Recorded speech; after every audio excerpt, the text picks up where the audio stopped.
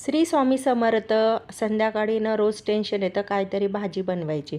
फ्रीजमध्ये बघितलं तर ओले काजू होते. ओल्या काजूचीच भाजी बनवली आणि 2 कैऱ्या पण होत्या. त्याची पण भाजी बनवून घेतली. म्हटलं आज तेच बनवायचं संध्याकाळचं. मग मी ते दोघं बनवून घेतले आणि चपात्या बनवायच्या बाकी होत्या अजून. आणि वेदला जाम भूक लागलेली होती. वेद सारखा किचनमध्ये येऊन मला सारखा त्रास देत होता, "मम्मी लवकर बनव."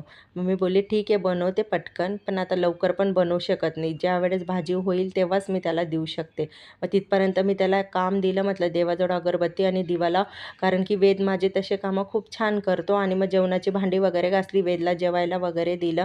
आणि मग मी नाही जेवलेली. मी म्हटलं चला आता थोडं फ्रीजमधून काहीतरी थंड घ्यायचं आणि खायचं, कारण की आता गरमी खूप वाढलेली आहे.